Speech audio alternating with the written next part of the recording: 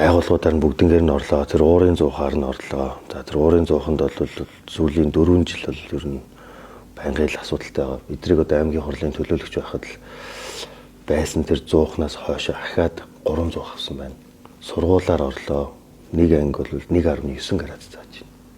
Тэгээд энэ хүүхдийн эрх хөлтөнд бол үнэхээр ихээр зөрчигдөж байна.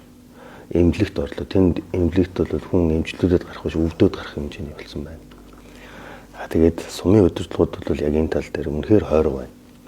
Бид нар соёлын төвдний 2 цаг уулзалт хийсэн бүгд гадуур хувцастайгаа бол тэнд бол иргэд бол тэсгэл алдарч байна.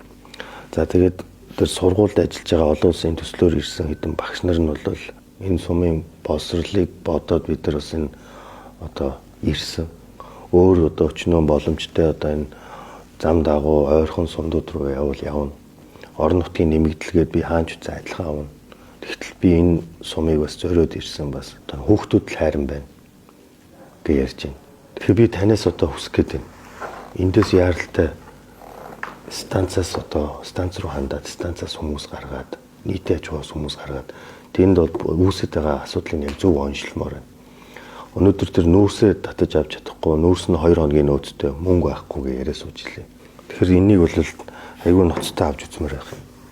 Таны юу яасаа одоо сумд ажиллаж байгаа мэдээллийг бол авсан байгаа. Тэгээ нүүртэл би бас өөрөө алахгүй сумд очиж ажилласан байгаа. Очоод явж үтсээ. Аж ахуйн нэгж байгуулах гэсүүдтэйгээр илүүтэйгээр айл өрхийн дулааны байдлыг бол очиж үтсэн. Өнөөдөр мэргэжлийн байгууллага гарсан. Станц болон нийтийн аж ахуйс бүрдсэн. За станцаас ямар хүмүүс явсан бэ? Дулааны 2 инженер явж байна.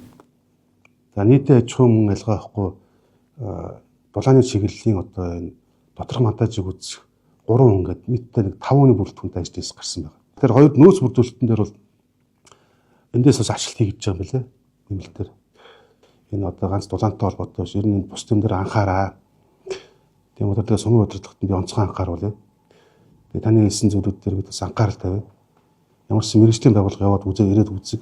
Тэгээ энэ дээр ямар дүгнэлт хэлэх нь тэр юм дээр нь анхаарч байгаа. Айл өрхүүд бол харьцангуй одоо доторх байгаа сууц бол хэмжээ бол метргүй бичлэгүүнээр бол харьцангуй бага учраас жижиг тэн залгаад тэгээ яг өдөр чинь бас тогны мөнгө сарда 400-500 мянган төгрөг төлөн барин ахаа дээр нь тэр нөгөө халахгүй байгаа парныхаа мөнгө гэж нэг 50 мянган төгрөгийг ахаа тэр компани төлж байгаа. Тэгэхээр энийг бүр яг уг үндсээр нь асуудлыг яг зөв онцлохоор та бас энэ ажлын хэсэгтээ бас тодорхой чиглэлийн нөгөөд хугацаатай одоо хариу тайлбар аваад тэгээд тэрэнд бас манай ажлын албанд бас мэдэгдүүлэх зүгээр байна. Ажлын хэсгийн үр дүн ямар болсон, ямар шийдэлд хүрэхээр байна.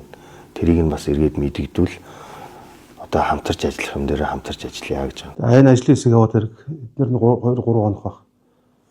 Оч үзээд тэгээд яг юу вэ нөө шалтгаан нийлээд аймаг орон нутгаас одоо энэ асуудлыг шийдвэрлэх боломж юу вэ? Сум өөрөө ингэ болгочоор юм уу? Тэгээд томоохон хөрөнгө шаардсан байх юм бол тэгээд би саналыг бол тэгээд уламжлая. Юу ганц таньж гэлтэхгүй юм босдгоо шүдрээс давхар уламжлая. Тийм.